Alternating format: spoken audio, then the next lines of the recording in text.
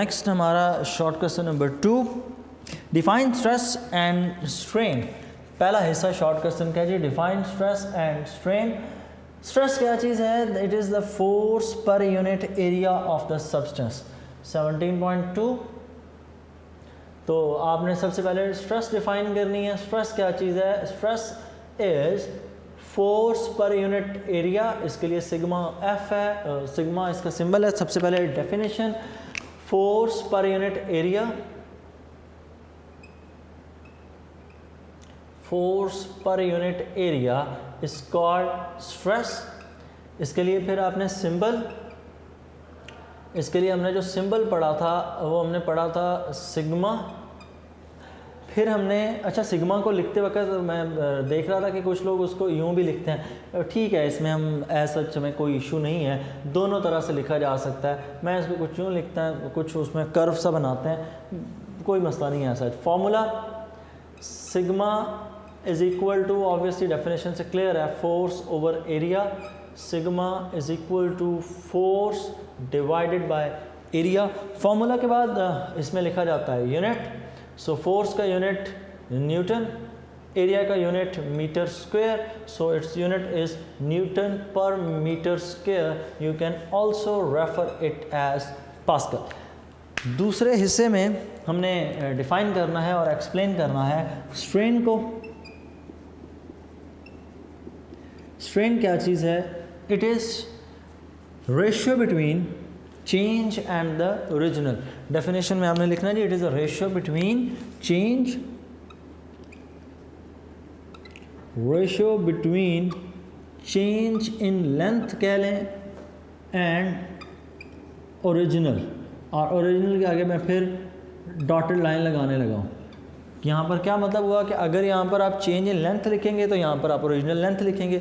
अगर आप यहाँ पर चेंज इन वॉल्यूम कहेंगे तो यहाँ पर आप चेंज इन ओरिजिनल वॉल्यूम कह देंगे। और अगर आप यहाँ पर चेंज इन शेप कह रहे हैं तो यहाँ पर आप ओरिजिनल शेप कह देंगे।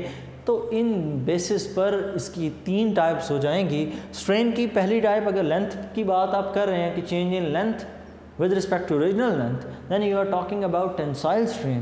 और अगर आप उसके वॉल्यूम के चेंज की बात कर रहे हैं then you are referring towards volumetric strain. और अगर आप उसकी शेप की बात कर रहे हैं then you are talking about shear strain.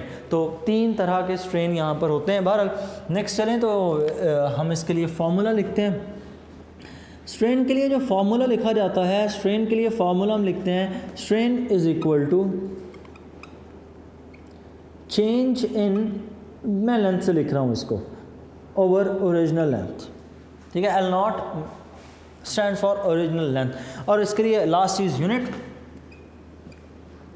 For strain there is no unit because it is a ratio and ratio never have any unit, तो नो यूनिट। ठीक है, डायमेंशनलेस क्वांटिटी है। सो नेक्स्ट इसमें क्वेश्चन का दूसरा हिस्सा, what are the SI units, वो मैंने पहले कर दिया। पास्कल और स्ट्रेन के लिए कोई यूनिट नहीं है because strain is a ratio, और रेशो किसी भी किस्म की हो तो उसके यूनिट नहीं होते। अक्सर मैंने ना वो देखा है, लिखते हैं जी ratio strain has no units because it is the ratio between 2 similar quantities. ये बात है, याद रखिएगा रेशियो होती ही 2 सिमिलर क्वांटिटीज़ में। आप इसके साथ ना भी लिखें ना कि रेशियो बिटवीन 2 सिमिलर, तो अंडरस्टूड है कि वो सिमिलर क्वांटिटीज़ ही होगी। सिमिलर क्वांटिटीज़ में कंपैरिजन होता है, डिफरेंट क्वांटिटीज़ का तो कंपैरिजन ही नहीं हो सकता। Differentiate between tensile, compressive and the shear modes of stress and strain. कि आप लोगों ने स्ट्रेस आपने बताना है टेंसाइल स्ट्रेस और टेंसाइल स्ट्रेन का। तो टेंसाइल स्ट्रेस, सबसे पहले टेंसाइल स्ट्रेस टॉपिक पढ़ाते वक्त ही मैंने एक चीज़ आपको समझाई थी कि जो स्ट्रेस का वर्ड है that is used in the term of pressure. ठीक है, भी प्रेशर के इक्विवेलेंट है, इक्वल किसी सूरत नहीं है। क्यों? क्योंकि प्रेशर एक जनरल टर्म है, वो सॉलिड, वो लिक्विड, गैसेस, तीनों के लिए यूज़ हो सकता है। बट स्ट्रेस सिर्फ और सिर्फ ऐसे मटेरियल्स के लिए यूज़ होती है टर्म जो सिर्फ और सिर्फ अपनी शेप, जो सिर्फ और सिर्फ अपने अंदर डिफॉर्मेशन क्रिएट कर सकते हैं, जिनकी शेप आप चाहें तो चेंज कर सकते हैं। ऐसे मटेरियल्स के लिए हम वर्ड यूज़ करते हैं स्ट्रेस का। मतलब स्ट्रेस वो प्रेशर है जो किसी बॉडी की शेप को चेंज करता है। Stress is the pressure that changes the shape of the body. So next है जी टेंसाइल स्ट्रेस। तो टेंसाइल स्ट्रेस एक ऐसा स्ट्रेस जो किसी बॉडी की लेंथ को चेंज करता है, that is called tensile stress. और फिर दूसरी जो stress, tensile stress that changes the length of the substance, changes length of a material। और फॉर्मूला इसका वही रहेगा टेंसाइल स्ट्रेस के लिए भी। दूसरा इसमें जो स्ट्रेस की दूसरी टाइप है, that type is volumetric stress. Volumetric stress एक ऐसा स्ट्रेस जो किसी बॉडी का वॉल्यूम चेंज करे, changes volume of the material, कि अगर वो किसी बॉडी का वॉल्यूम चेंज कर दे, changes volume of the material. Volumetric stress जो किसी बॉडी का वॉल्यूम चेंज करे। And the last one is shear stress. shear stress एक ऐसा स्ट्रेस है जो किसी बॉडी की शेप चेंज करता है, changes shape of the body. एक ऐसा stress shape of the material या उस बॉडी की शेप को चेंज कर देता है।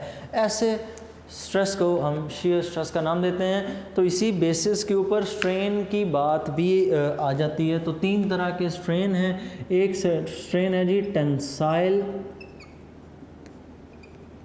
स्ट्रेन।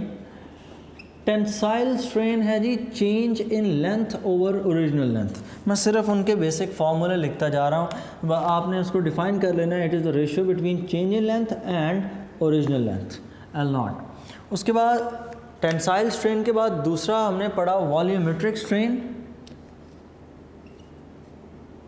इसको बल्क स्ट्रेन भी कहते हैं। Volumetric strain, change in volume with respect to original volume delta V over V। इसके लिए फॉर्मूला जो हम यूज़ करते हैं that is delta V over V। And third one is shear strain। shear strain ये बॉडी की shape को change करता है। तो शेप को चेंज करने के लिए हमने इसको कहा था delta A over A which is equal to tan of angle theta, कि जितना शेप चेंज करते वक्त एंगल चेंज होगा that is called shear strain। आपने उस एंगल का ऑब्वियसली tan थीटा तो लेना ही है। So moving towards the third short question, और तीसरा शॉर्ट क्वेश्चन हमारे पास है define the modulus of elasticity. Modulus of elasticity से क्या मुराद है? मॉडुलस ऑफ इलास्टिसिटी से मुराद है कि Young's modulus, it is the ratio between stress and strain. So next हमारा जी short question number 17.3। 17.3 short question के अंदर हम डिस्कस कर रहे हैं मॉडुलस ऑफ इलास्टिसिटी। अक्सर बच्चे इस पे कंफ्यूज हो जाते हैं कि हाँ हमने तो मॉडुलस ऑफ इलास्टिसिटी पढ़ा ही नहीं। अब मॉडुलस ऑफ इलास्टिसिटी का नाम मैं बता रहा हूँ ना, यंग्स मॉडुलस। यंग्स मॉडुलस या मॉडुलस ऑफ इलास्टिसिटी एक ही बात है। It is equal to stress divided by strain. Stress और स्ट्रेन के दरमियान में जो रेशियो है that is called Young's modulus. अब नेक्स्ट इसमें है जी show that the unit of the modulus of elasticity and the stress are the same, also discuss its three kinds. मतलब आपने यंग्स मॉडुलस की और स्ट्रेस का जो यूनिट है उनको प्रूफ करना है कि वो सेम होते हैं, तो पहले मैं स्ट्रेस को इसको यंग्स मॉडुलस को कर लेते हैं या स्ट्रेस को कर लें, दोनों में कोई ऐसा फ़र्क नहीं है। सो पहले मैं स्ट्रेस को कर रहा हूँ। स्ट्रेस को भी हमने पढ़ा, stress is equal to force पर यूनिट एरिया और इसका यूनिट न्यूटन पर मीटर स्क्वायर था। तो कैसे लिखा, stress is equal to force पर यूनिट एरिया, फोर्स का यूनिट न्यूटन, एरिया का यूनिट मीटर स्क्वायर, इसको ऊपर मूव करवा दें तो इट्स यूनिट बिकम्स न्यूटन पर metre square. Next Young's modulus stress divided by strain. Young's modulus के लिए मैं फार्मूला लिख देता हूँ। यंग्स मॉडुलस का डिटेल्ड फार्मूला हमने पढ़ा था F/A into L not over delta L, ठीक है, स्ट्रेस डिवाइड बाय स्ट्रेन। तो अब हम यूनिट्स पुट करते हैं यहाँ पर, y is equal to force की जगह यूनिट पुट हो जाएगा न्यूटन, लेंथ की जगह unit metre, area metre square and change in length metre, metre metre से कैंसिल। सो यंग मॉडुलस का यूनिट भी न्यूटन पर मीटर स्क्वायर है। It means that both units are same, कि ये दोनों यूनिट्स सेम हैं, ठीक है, यंग्स मॉडुलस का भी और स्ट्रेस का भी। नेक्स्ट अब हमने तीसरा हिस्सा इसके अंदर है जी, हमने तीनों टाइप्स बतानी है कि स्ट्रेस की तीनों टाइप्स कौन कौन सी हैं। स्ट्रेस में मॉडुलस ऑफ इलास्टिसिटी की तीन टाइप्स कौन सी हैं। मॉडुलस ऑफ इलास्टिसिटी के अंदर जो पहली टाइप है that is Young's modulus. Young modulus को हमने यूँ डिफाइन किया था, यंग मॉडुलस था y is equal to F/L nought over A delta L। अब मैं इसको यूँ लिखूँ तो ये असल में क्या चीज़ है, it is equal to tensile stress over tensile strain. Tensile stress और tensile stress divided by tensile strain, इन दोनों के दरमियान में जो रेशियो है that is called Young's modulus. ये पहली टाइप। दूसरी टाइप के अंदर क्या है, वॉल्यूम, और वॉल्यूम स्ट्रेस को हम नाम देते होते हैं बल्क मॉडुलस। और बल्क मॉडुलस के लिए हम लोगों ने सिंबल यूज़ किया था B, उसके लिए फार्मूला है F/V not over A delta V, और इसको एक्सप्लेन करें तो हम यूँ कह सकते हैं वॉल्यूमेट्रिक स्ट्रेस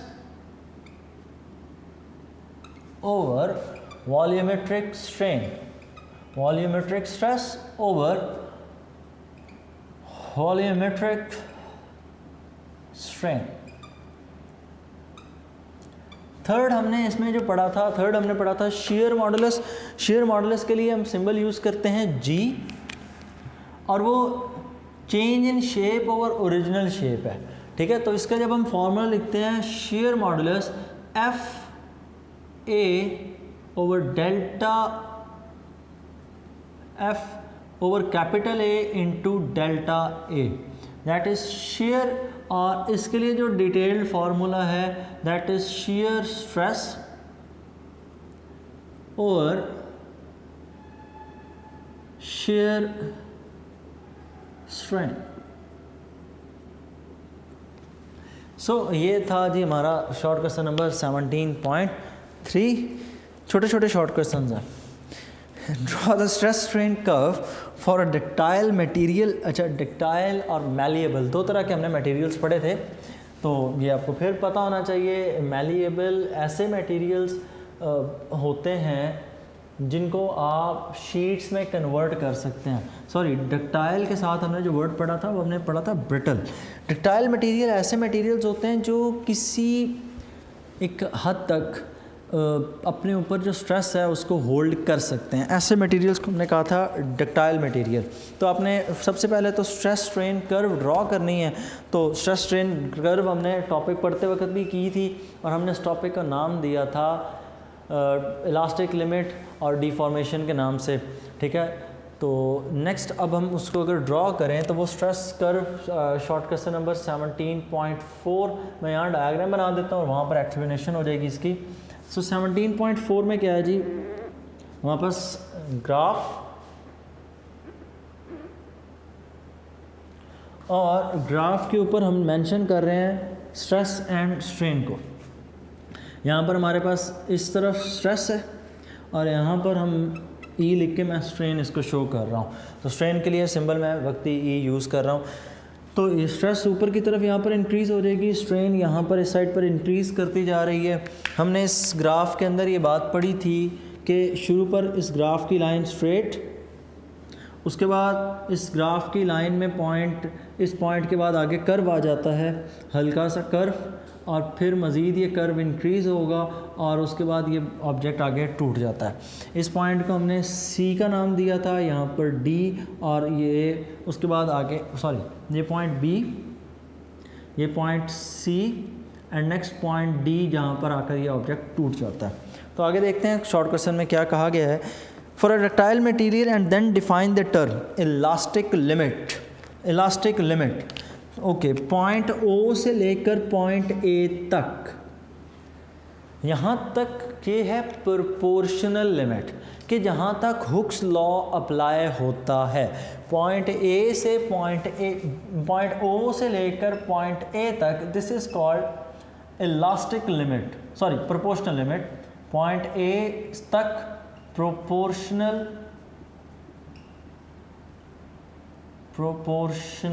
लिमिट। नेक्स्ट अगर मैं बात करूं पॉइंट ओ से पॉइंट बी तक, that is called elastic limit, कि वो पॉइंट जहां तक ऑब्जेक्ट इलास्टिक रहेगा। मतलब अगर आप यहाँ तक पॉइंट बी तक फोर्स लगाएंगे तो ऑब्जेक्ट अपनी ओरिजिनल पोजीशन पे रिटर्न होगा। अगर ऑब्जेक्ट अपनी ओरिजिनल पोजीशन पे रिटर्न नहीं करता तो फिर वो प्लास्टिक बिहेवियर है। सो पॉइंट बी तक क्या चीज़ है कि ऑब्जेक्ट के ऊपर फोर्स अप्लाई करें तो वो वापस अपनी ओरिजिनल कंडीशन पर आ जाता है। जब आप रिमूवल ऑफ फोर्स करें कि स्ट्रेस जब आप रिमूव कर दें तो वो दोबारा अपनी ओरिजिनल शेप में वापस आ जाएगा। So that limit is called elastic limit. Next उसने पूछा जी यील्ड पॉइंट। यील्ड पॉइंट ये है कि अगर आप उस ऑब्जेक्ट के ऊपर फोर्स अप्लाई करते जाएं तो एक ऐसा पॉइंट आ जाएगा जहां पर उसके अंदर चेंज परमानेंट हो जाए, मतलब उसमें डिफॉर्मेशन परमानेंटली कॉज हो जाए, तो उस पॉइंट को हम लोग नाम देते होते हैं यील्ड पॉइंट का। तो पॉइंट बी ही यहां पर यील्ड पॉइंट है, क्योंकि पॉइंट बी से आगे आपने जैसे ही मूव करना है तो उसके आगे डिफॉर्मेशन परमानेंट स्टार्ट हो जानी है। सो यील्ड पॉइंट क्या है कि जहाँ पर डिफॉर्मेशन परमानेंट हो जाए, तो बी से आगे ऑनवर्ड सारे का सारा पोर्शन, सारे का सारा उसमें यही है कि आप प्लास्टिक बिहेवियर की तरफ जा रहे हैं। सो ये हो गया हमारा यील्ड पॉइंट। और नेक्स्ट है ultimate tensile stress. Ultimate tensile stress क्या है कि हमारा पॉइंट सी, कि मैक्सिमम वो पॉइंट जहाँ तक कोई ऑब्जेक्ट अपने उस फोर्स को विद होल्ड कर सकता है, उसके बाद वो टूट जाता है। तो डी तो आ जाता है पॉइंट, वो पॉइंट है जहाँ पर आकर ब्रेक डाउन हो गया। तो सी क्या है, मैक्सिमम वो जगह जहाँ तक वो अपने अंदर अपने आप को स्टेबल रख सकता है। तो ये हो गया जी हमारा शॉर्ट क्वेश्चन नंबर 17.4। नेक्स्ट हम कर रहे हैं जी what is meant by strain energy, how it be determined from the force extension graph. कि स्ट्रेन एनर्जी क्या होती है और इसे फोर्स एक्सटेंशन ग्राफ से हम किस तरह से फाइंड कर सकते हैं। तो अगर फोर्स एक्सटेंशन ग्राफ ड्रॉ करें तो फोर्स एक्सटेंशन ग्राफ कुछ यूँ बनता है कि आपने एक साइड पर 17.5, एक साइड पर हम फोर्स रख लेते हैं F, और दूसरी तरफ हमने x रख रखा है एक्सटेंशन। और जैसे जैसे हम फोर्स इंक्रीज़ करेंगे वैसे वैसे इस ऑब्जेक्ट के अंदर एक्सटेंशन क्रिएट होगी। और हमने इलास्टिक लिमिट के अंदर रहकर ही बात कर लेते हैं प्रोपोर्शनल लिमिट के अंदर के हुक्स लॉ अप्लाई कर रहा है। तो अब हमने यहाँ पर फाइंड क्या करना है, हमने फाइंड करनी है कि कितनी एनर्जी उसके अंदर स्टोर होगी। सपोज आप इस पॉइंट के ऊपर यहाँ पर जो फोर्स लगा रहे हैं हम कह देते हैं दिस इज़ F1। इस पॉइंट पर जो फोर्स है let's say this is F1, और इसके अगेंस्ट जो एक्सटेंशन क्रिएट हो रही है let's say this extension is X। यहाँ तक इसको हम नाम दे देते हैं, सपोज ये पॉइंट है L1, ये x रिप्रेजेंट किसको कर रहा है, एक्सटेंशन को। तो अब हमने इसमें एनर्जी फाइंड करनी है, और एनर्जी कितनी होती है किसी ग्राफ में, उतनी एनर्जी स्टोर होती है जितना उसका एरिया अंडर द ग्राफ होता है। अब ये यहाँ पर एरिया अंडर द ग्राफ है। एरिया अंडर द ग्राफ अगर हम देखें पॉइंट ए इसको नाम दे दें और इस पॉइंट को मैं पॉइंट बी नाम दे रहा हूँ, यहाँ तक ओ से लेकर बी तक जो वैल्यू है दैट इज़ L1। सो अगर हम यहाँ पर एनर्जी फाइंड करें it will be equal to work done, और वर्क डन इस केस में किसके इक्वल होगा, इस केस में work done will be equal to area of triangle या area under the graph, area under the graph, graph का एरिया जितना होगा that will be equal to work done. और कोई बॉडी कितना वर्क कर सकता है, ऑब्वियसली जितनी उसके पास एनर्जी हो। अब होता यूँ है कि जब हम किसी ऑब्जेक्ट को स्ट्रेच करते हैं, उसके ऊपर फोर्स अप्लाई करके उसकी शेप को थोड़ा सा डिफॉर्म करते हैं with in the elastic limit, जैसे ही आप उसको रिलीज़ करते हैं वो अपनी ओरिजिनल शेप पे वापस आ जाता है, ओरिजिनल साइज़ पे वापस आ जाता है। तो अब उसने किया क्या, आपकी एनर्जी को स्टोर कर लिया और उसी स्टोर्ड एनर्जी की वजह से वापस आता है। तो कितनी एनर्जी, जितना आपने उसके ऊपर वर्क किया उतनी ही उसने आपकी एनर्जी को स्टोर कर लिया। तो ये इस चीज़ को हम नाम देते हैं stored energy in deform material. तो एरिया अंडर द ग्राफ से उसको हम फाइंड करते हैं। तो एरिया अंडर द ग्राफ, अगर ग्राफ की मैं शेप देखूं तो ये शेप है triangle. So W is equal to area of triangle, area of triangle OAB। So W is equal to area of triangle 1/2, base वाली साइड OB और height AB। So OA multiply by OB।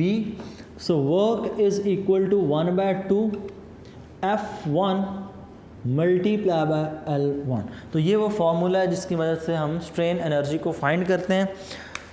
सो अब यहाँ तक अगर आप लिख दें तब भी ठीक है।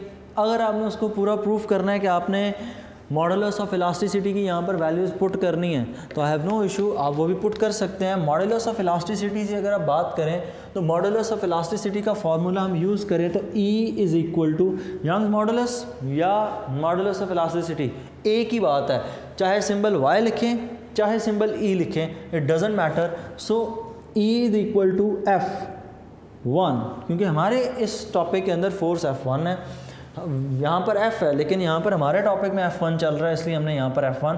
वहाँ पर ओरिजिनल लेंथ L0, हमारे टॉपिक इस टॉपिक में ओरिजिनल लेंथ L से रिप्रेजेंट होती है।